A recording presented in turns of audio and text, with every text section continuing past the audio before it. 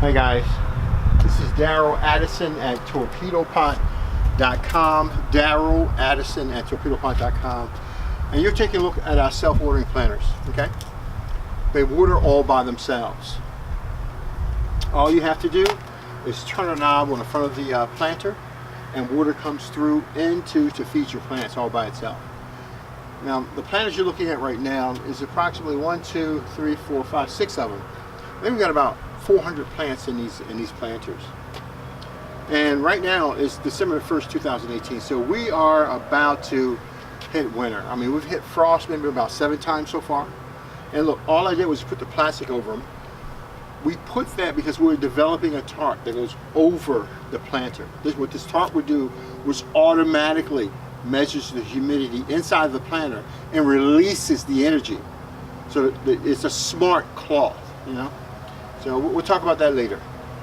But anyhow, so we use these because we wanted to at least give them a fighting chance to go through the winter time. Because remember, we have our hose coming in from, it's attached to the actual, actually let me pull it off and take a look at it. We have where we plumb all our hoses within the wall itself, and our planters are hooked up to the actual structure. So what you're looking at is a planter that's being fed from a knob inside of the house, and we'll talk about that further also.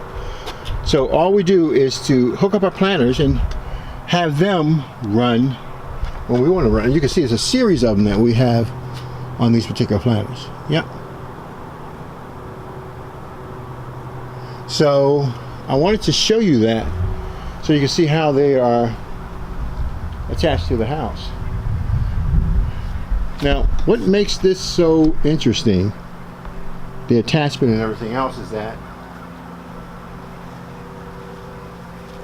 we have these attachments going above the ground. Okay? And if you could probably see, you'll probably see a lot of humidity built up inside of the planter itself.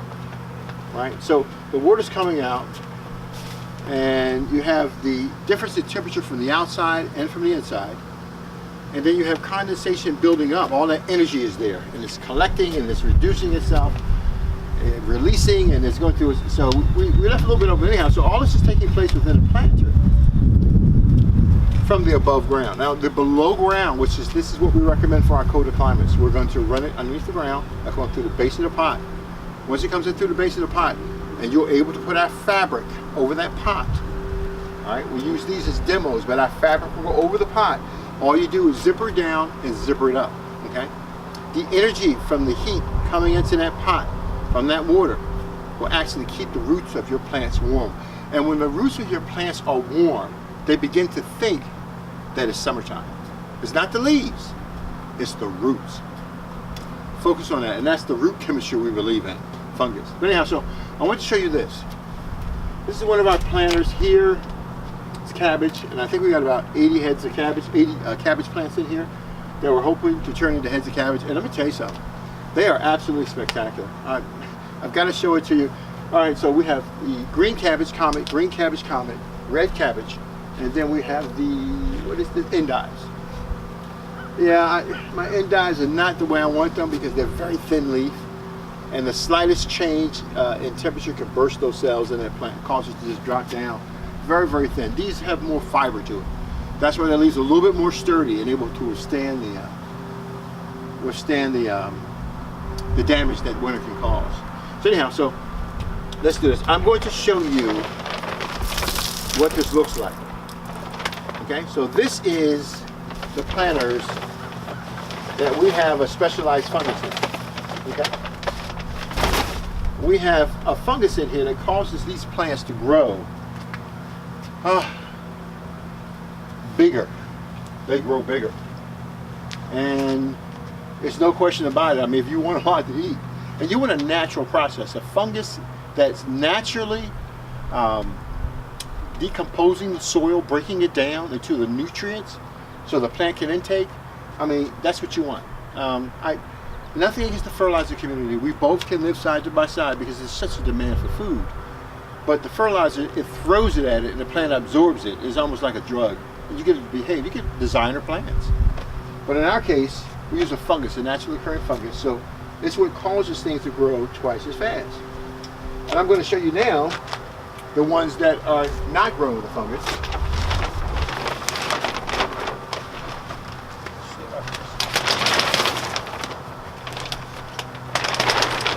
Let's just see this from this perspective. Okay. Now these plants here are not grown with the fungus. All right, and I'm gonna bring the camera a little bit closer. So, sorry for walking away that far back there, but we've got to take a look at the chemistry behind both of these. So let's start to explain what we're seeing. And I'll bring the camera a little closer.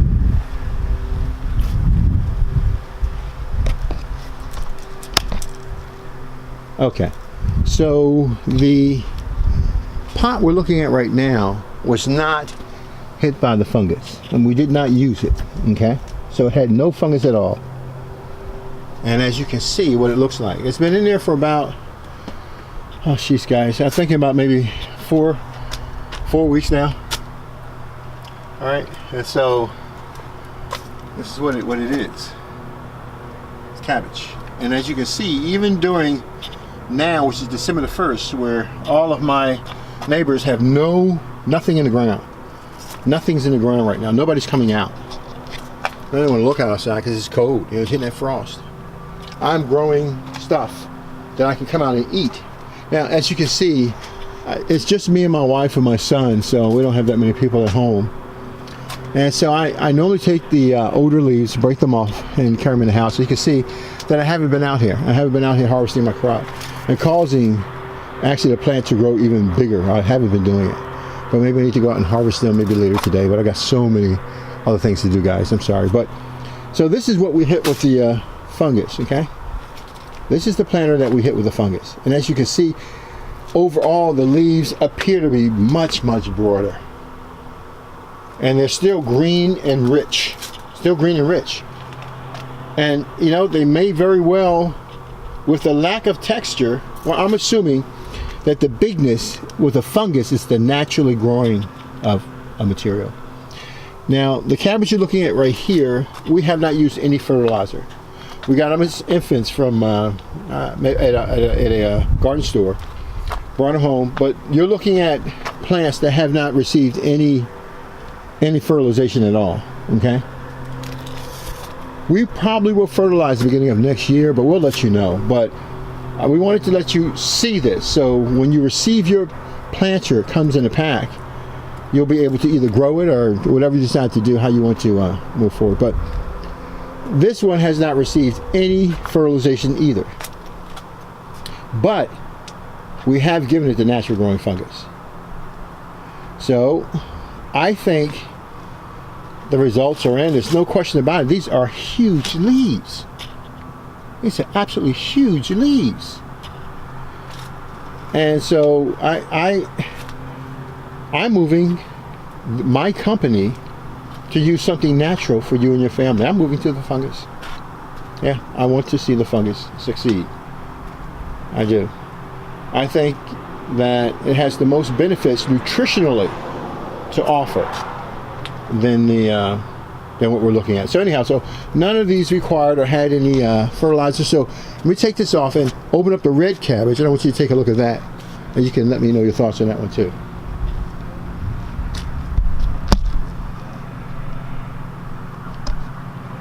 Okay, so let's pull the red cabbage off. I might let these sit out for about a couple more days.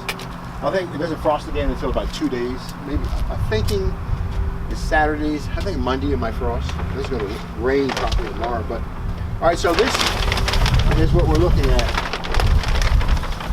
with the red cabbage.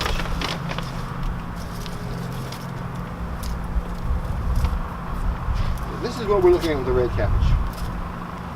Now, I have to tell you, it looks pretty cool. It's getting me hungry. I think I'm going to take some in and cook it. So, the red cabbage is awesome. Looks like a decorative plant, to tell you the truth. A decorative plant. So, I think there's close to 40 plants in this planter. 40 plants in this planter. 40 plants. That's right, 40. And this planter has 40 plants in it. And this one has 80 cabbage plants in it. Isn't that beautiful? Man, look at that. That is gorgeous. That is so beautiful. Man, that's gorgeous. They look so healthy. Like they've been through a natural process. This is natural colors. You know? In such a cold climate. But anyhow, so wanted you to see them so you can make your own determination. And me not try to superimpose any ideas on you about what works and what doesn't work. Okay. Alright, so again, this is Darryl Addison at Torpedopot.com. Darryl Addison at Torpedopot.com, in which we have our planters that does tremendous things. Does tremendous things. And thank you for your time. Talking with me, now you know how they work. And we're building a blockchain. We're building a blockchain because we know that this technology could be used around the world. So those who use our growing applications will be automatically entered into our blockchain. There is no fee. You'll be entered into the blockchain. All you have to do is commit to growing using this application, and you'll automatically be entered into the blockchain. Yeah, that's what I think we're going to do. Enter into the blockchain. So, all right, listen, thank you so much. We'll tell you more about it later on. Have a nice day. Bye-bye.